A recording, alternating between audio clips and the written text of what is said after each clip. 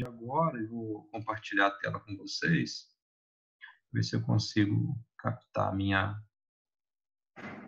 apresentação aqui, que eu acho que eu fechei ela, vou ter que abrir de novo. Eu já fiz uma apresentação para hoje, eu selecionei texto para hoje, eu só não coloquei essa apresentação lá no Zoom ainda, porque não deu tempo mesmo, tá? Tá aqui.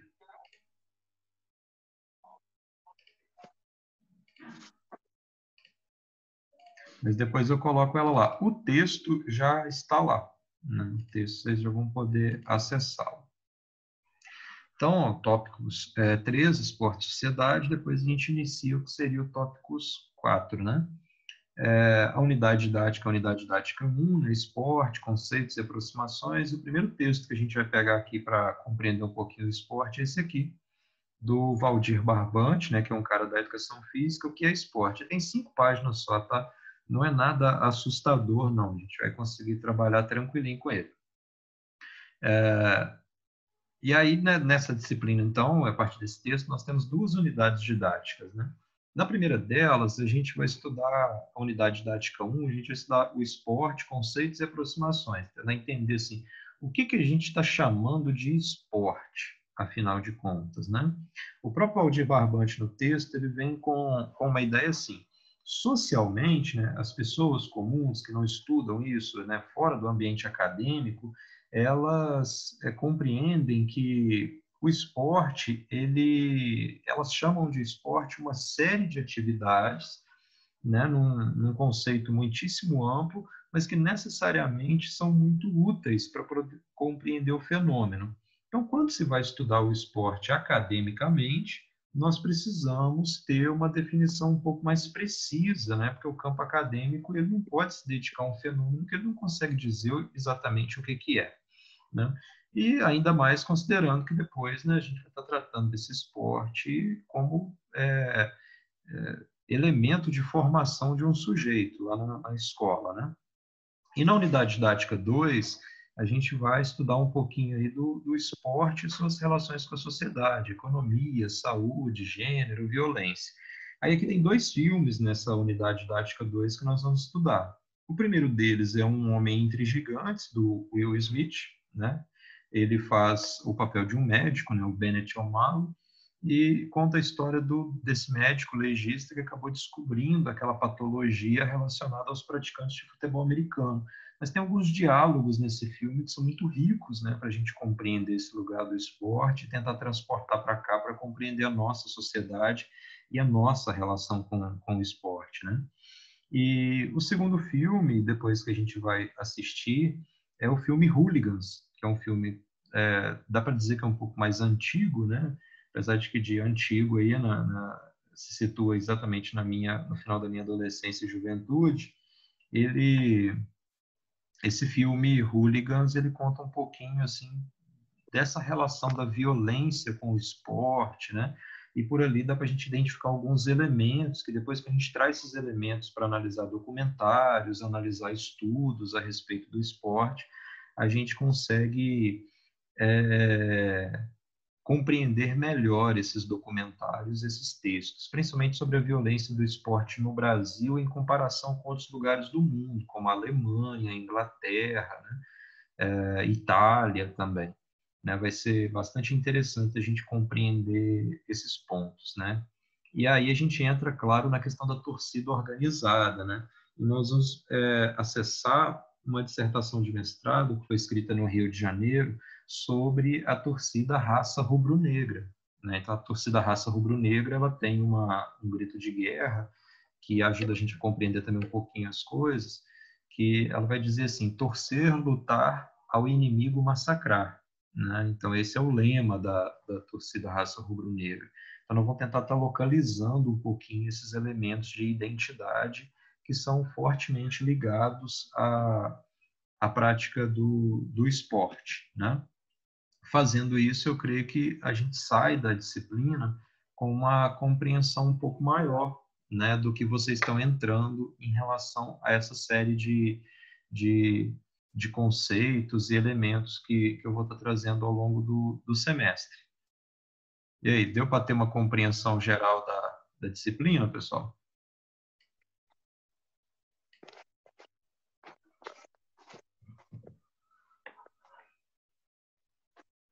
Larissa confirma.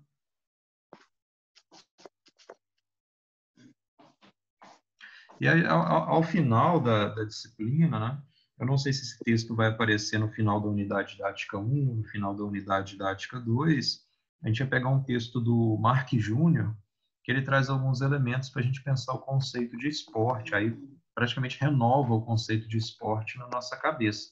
Aí eu acho que isso vai ser mais útil ainda, né, que a gente vai pegar e falar assim, opa, então aquela compreensão que eu tinha de esporte ela está devendo, e então eu consigo ampliar a partir disso que eu estou acessando agora. Então, acho que vai ser bastante importante esses pontos aí, tá? Vamos entrar diretamente no ponto da aula hoje. Hoje, curiosamente, meu relógio aqui não está funcionando. Tem alguém aí que está com... Tá com o áudio ligado aí? 9h14.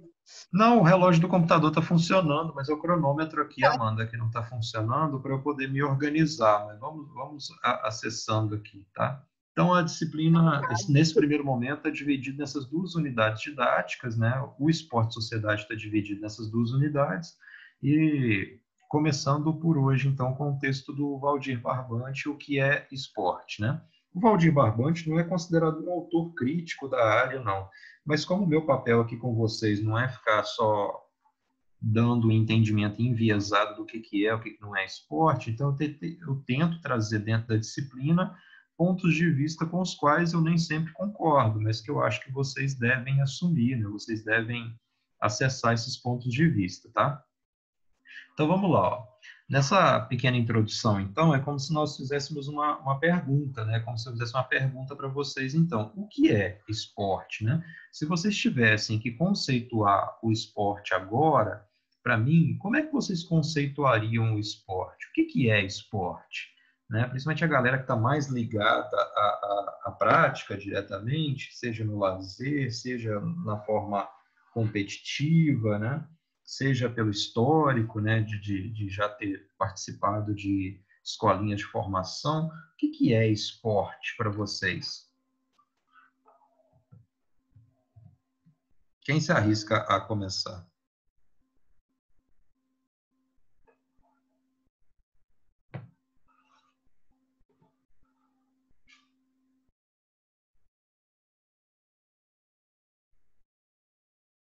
Ninguém?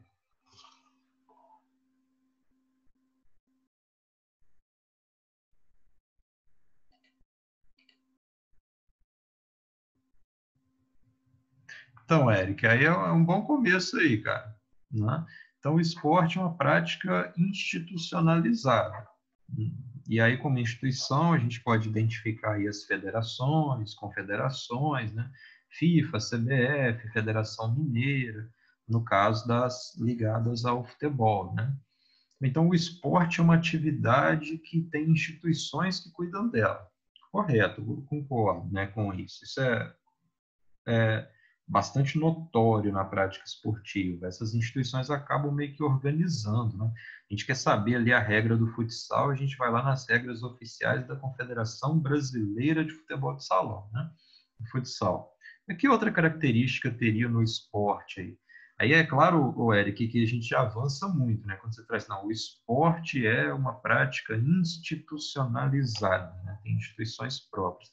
Aí a gente acaba separando o esporte de uma série de outras coisas, né, que não tem essa prática.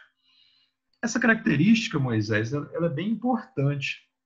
A característica da competição, a gente vai pegar isso quando a gente for estudar o texto do Mark Júnior, que tem o conceito do Mauro Betti. Aí o Mauro Betti vai definir o esporte bem assim. É lógico que o Marco Júnior ele traz assim, uns 10 autores para definir o que é esporte, e a competição sempre aparece como um elemento que caracteriza o esporte. Né? Então, o esporte ele é essencialmente competitivo, né? Uma prática essencialmente competitiva. Né? A competição necessariamente ela acontece, o esporte vai estar sempre ligado então a uma ideia de resultado. né? Estando ligado a essa ideia de resultado, pressupõe que há uma competição. Só que, nesse sentido, a busca por estabelecer um resultado necessariamente precisa ter um outro indivíduo, né? Eu posso estar fazendo uma competição contra a própria natureza, mas como a gente vai acessar esse conceito mais para frente, não convém tanto entrar nele agora. Tipo, na corrida, por exemplo, eu não preciso exatamente ter um adversário, mas eu posso estar tentando estabelecer uma marca, né? Estabelecer um resultado, e isso também está no mesmo contexto competitivo. Então, a prática competitiva, ela é institucionalizada. Que outras características aí? Normalmente tem 3 características, né, colocadas aí para caracterizar vulgarmente o esporte. Quando eu digo vulgarmente, eu digo pela televisão, pelo menos, dicionário, essas coisas. Que ela é institucionalizada, né, que foi o que o Eric já colocou. Um dos objetivos da institucionalização é o quê? Torna as regras universais. Então, quando eu digo que as regras são universais, eu digo que o futebol que se joga aqui é o mesmo futebol que se joga no Japão, porque existe uma instituição, né, a FIFA, que cuida para que essas regras sejam mais ou menos do mesmo jeito.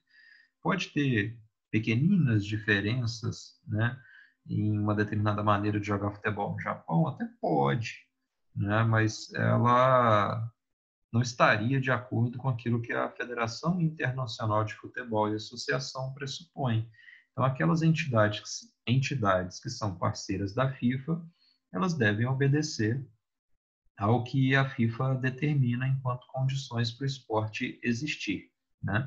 Então, essas regras, elas são institucionalizadas e universais, né? Sendo universais, elas vão ser iguais em qualquer lugar do mundo.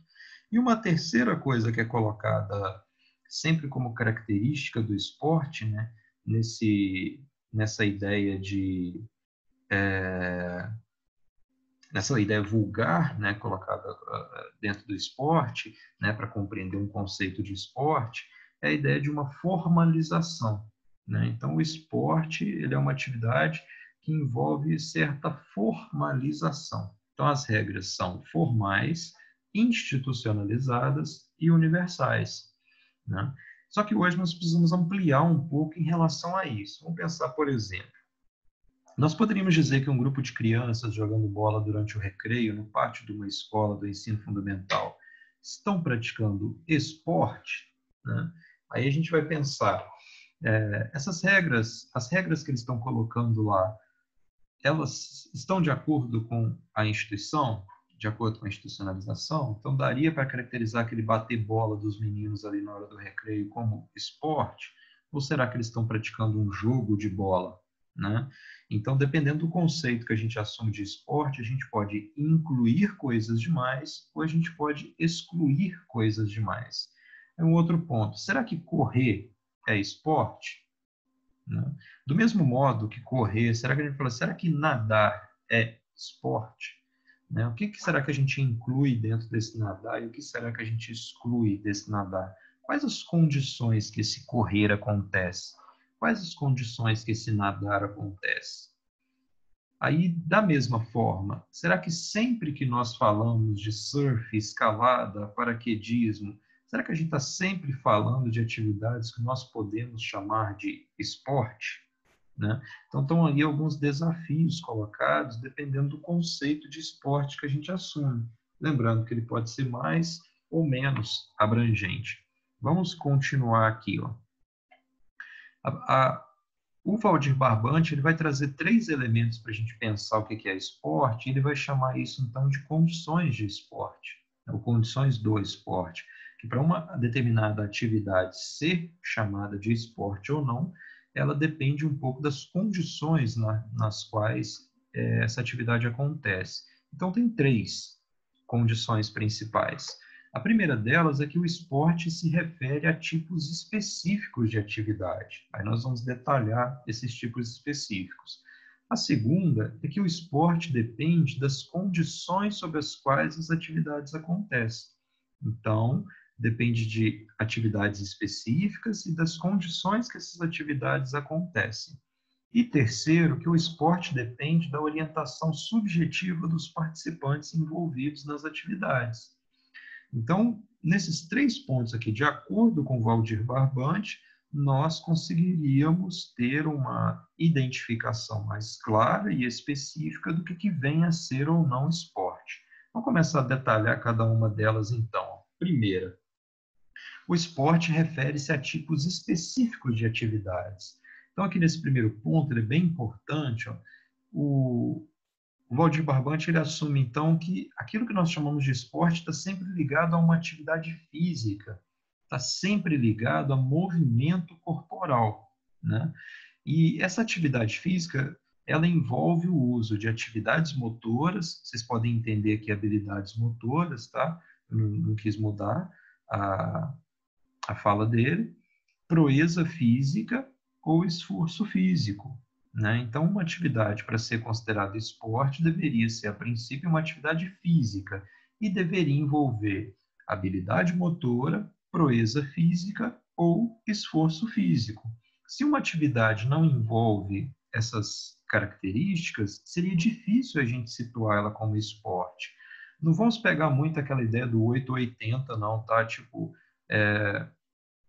se não atende isso, não é esporte. A gente vai assumir aqui uma postura mais cuidadosa, no sentido de, olha, se não atende isso aí, fica difícil chamar de esporte, segundo o Valdir Barbante.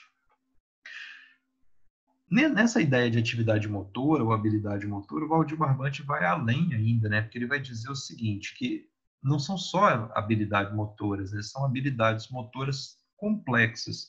No outro momento do texto, ele vai chamar de habilidades motoras relativamente complexas.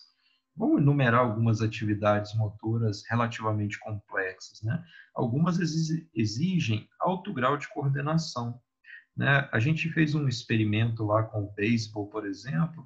Você rebater uma bola no beisebol é uma habilidade motora relativamente complexa. Você arremessar uma bola no beisebol com relativa precisão para o catcher pegar ou para recuperar uma bola que foi rebatida é uma habilidade motora relativamente complexa dentro das condições de tempo e precisão exigidas, né?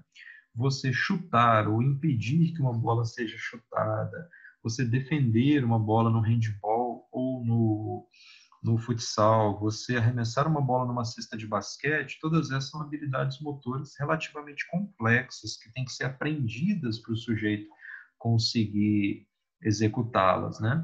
E aí ele coloca ainda algumas condições, ou elas necessitam coordenação, equilíbrio, rapidez, precisão, rapidez aqui entendam velocidade, enquanto proeza física e esforço físico implicam no uso da velocidade, força, resistência ou até a combinação de todas elas, né? Então, olha como é que essas atividades físicas que se impõem como condições para o esporte, como que elas trazem certa complexidade, né? Algumas dessas que a gente executa, elas se tornam até mesmo banais, né? O fato da gente correr e depois saltar numa pista de atletismo parece relativamente simples de ser executado, dependendo da experiência que nós temos, né? A coordenação de braços e perna que a natação exige, com a respiração lateral ou bilateral, a virada, né, para a retomada do nado, a pedalada, né, dependendo do quanto ela se prolonga, todas essas atividades vêm com um grau de complexidade dependendo de quais capacidades físicas estão colocadas aí dentro. Aí eu coloquei em negrito aqui de propósito, né? Prestem bem atenção. Assim, o xadrez, né, por exemplo, esse por exemplo aqui é meu, ele não envolve o uso de uma habilidade motora relativamente complexa. Ele também não envolve esforço físico vigoroso. Por isso, não seria esporte, né? Isso é uma fala do Valdir Barbante. Da mesma forma, damas, trilha, né? Dominó, jogo de cartas, todas essas práticas seriam difíceis de ser situadas enquanto práticas esportivas, porque elas não têm nenhuma habilidade motora relativamente complexa como demanda para a realização da atividade. Então, você pegar uma peça de xadrez e movimentar ela dentro do tabuleiro, apesar de ser exaustivo cognitivamente, necessariamente isso envolve uma atividade física, uma habilidade motora, ou, nesse caso, né, uma habilidade motora, uma proeza física ou um esforço físico, sendo difícil chamar o xadrez de esporte. Mas se a gente pegar aquele conceito anterior, né, das regras formais, universais e institucionalizadas, o xadrez é esporte. Nós temos Confederação Brasileira de Xadrez. Então, aquele conceito que a gente trabalhou anteriormente, ele é muito amplo. Esse conceito aqui, ele é um pouco mais restrito. Então, a gente vai dizer para a pessoa, então, por exemplo, que é importante ela ter uma prática esportiva na vida dela, porque isso vai trazer benefícios à sua saúde. Fala, tá bom, vou praticar xadrez, né? Então, será que aqueles benefícios que a gente se referia a essa prática esportiva, no sentido, né, de trazer um nível de ativação orgânica no organismo ali, ela vai conseguir obter isso com o xadrez? Né? Talvez não. Né? Então, esse conceito do Valdir Barbante acaba nos levando a pensar sobre um outro prisma. Né? E o Valdir Barbante vai além ainda. Ele vai dizer também que a corrida de carros, por exemplo, é difícil situar isso enquanto esporte. Qual o máximo de habilidade motora que o sujeito executa na direção de um carro de corrida, seja Stock Car, Fórmula 1, Fórmula 3, né? NASCAR, né? Apesar de ser exaustivo para o sujeito conduzir um carro ali, as habilidades motoras são muito simples de serem executadas. E o nível de habilidade motora, de proeza física ou de esforço físico não fica tão claro, né? No sentido da combinação dessas características. Então, também seria difícil, de acordo com esse conceito do Valdir Barbante, situar o automobilismo como uma prática esportiva, atendendo a esse critério. Ele não vai dizer no texto dele que o automobilismo não é esporte, mas ele vai dizer que é difícil situar o automobilismo enquanto esporte. Curiosamente, a corrida de motos já é mais fácil de situar enquanto esporte, porque a habilidade motora relativamente complexa está mais presente no sentido do tipo de manobra que o sujeito tem que fazer com a motocicleta na condução dela por uma competição de motovelocidade, por exemplo. Né? No ciclismo também está muito claro isso aí. Aí eu acrescento aqui por minha conta que eu acho que é muito difícil situar a corrida de cavalos como um esporte. Porque, na verdade, ali o cavalo é muito mais atleta do que o sujeito que está em cima dele. Né? Não estou tirando os méritos do condutor. Né? Só que quem precisa passar por treinamento físico intenso é o animal, não o condutor dele. Né? Então, para mim também, da mesma forma, fica difícil situar a corrida de cavalos, né, o chamado turfing, como um esporte. Porque se o esporte é uma atividade essencialmente humana, fica difícil situar, então, ele aí dentro. Agora que o reloginho apareceu aqui, o danado. Compreender esse primeiro ponto aí, pessoal? Vamos para o segundo. Né? O esporte ele também depende das condições sob as quais as atividades acontecem. Aí aqui nós vamos nos aproximar um pouquinho daquele primeiro conceito. Deixa eu ver que tem uma pergunta aqui.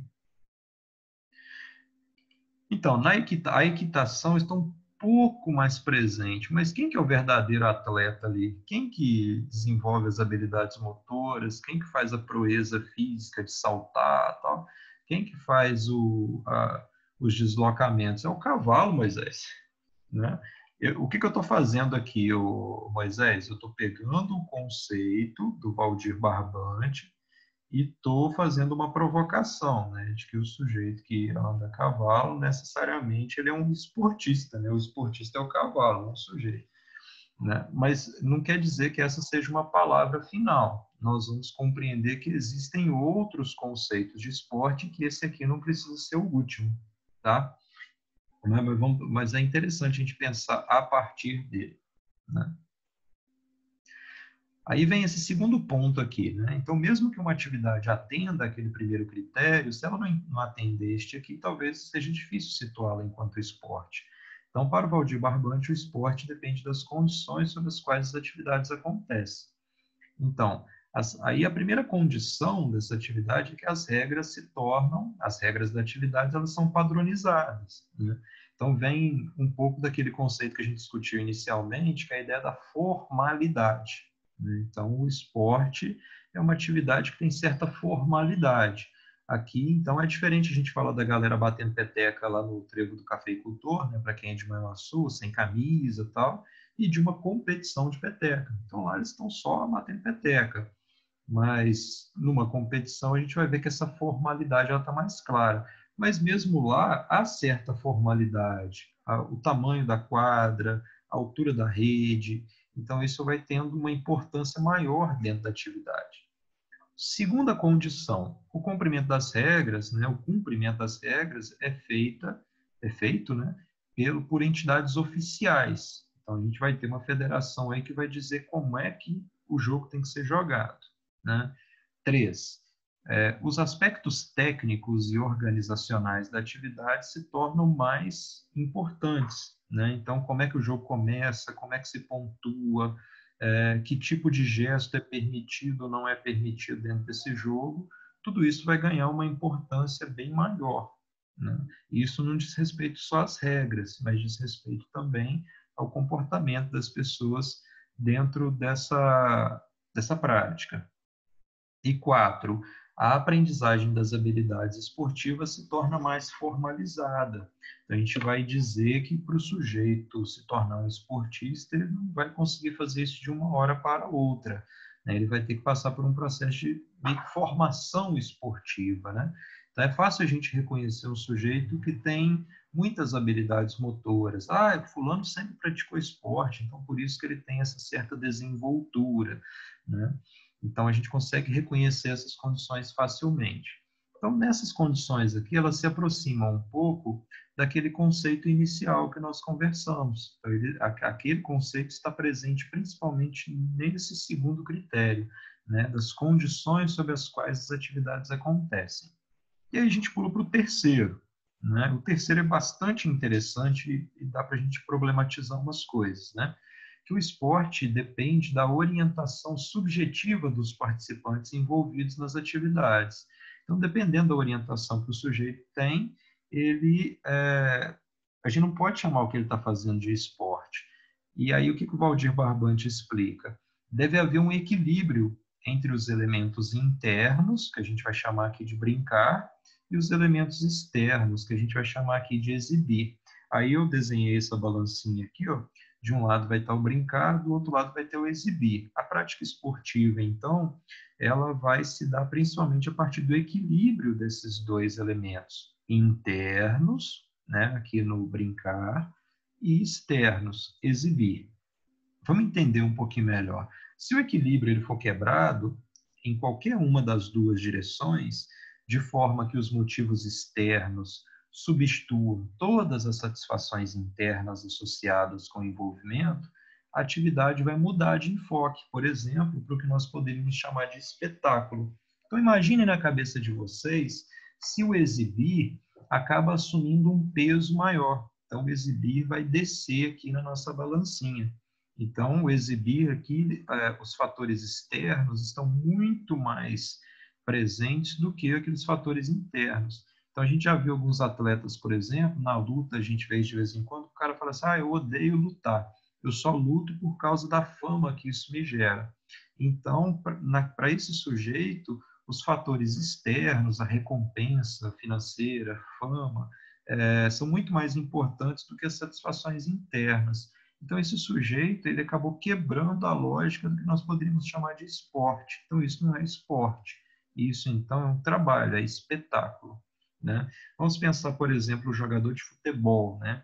Em que frequentemente ele coloca a satisfação das questões externas muito mais presentes do que a satisfação das questões internas. Então, aquilo ali está carregado de uma seriedade tão grande que isso destrói um pouco, de uma característica que deveria ser inerente ao esporte, que é a satisfação de um desejo interno, do brincar, né? O brincar aqui, por favor, não entendo como falta de seriedade ou como algo sem importância.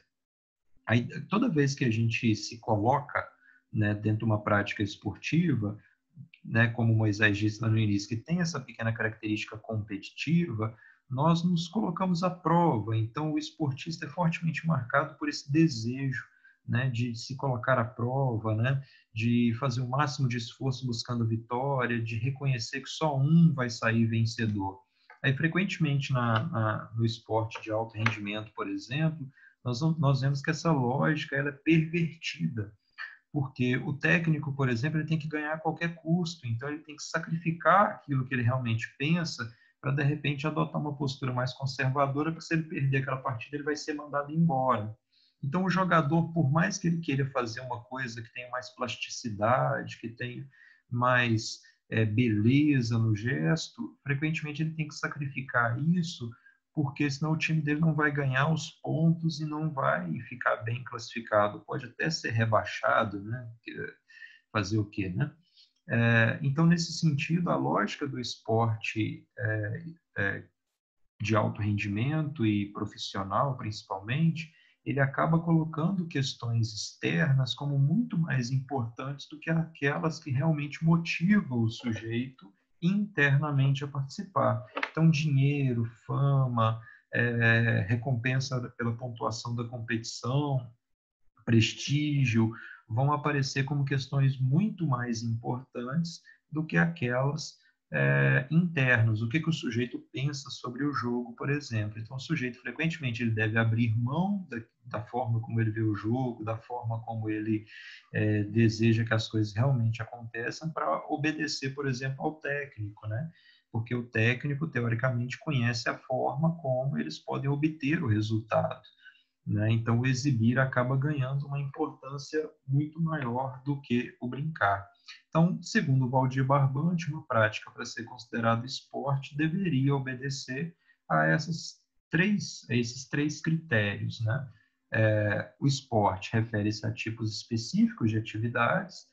2, o esporte depende das condições sob as quais as atividades acontecem. E 3, o esporte depende da orientação subjetiva dos participantes envolvidos nas atividades. Dependendo do tipo de critério que a gente fala, a gente pode estar, inclusive, deturpando aquilo que nós chamamos de esporte. Deu para ter uma compreensão razoável sobre esses pontos que eu trouxe, pessoal? Como eu falei para vocês, o texto é só 5 páginas e depois no fórum a gente pode fazer uma tarefinha lá que vai dar para poder estar revisando esses conceitos. Tranquilo? Eu tentei trazer volume de conteúdo, até porque a orientação da FAP é para trazer uma quantidade. Esse texto já está lá, Paloma. O que não está lá é a apresentação, tá? Mas a apresentação eu coloco lá, tá? E a gravação também vai para lá depois. Tranquilo?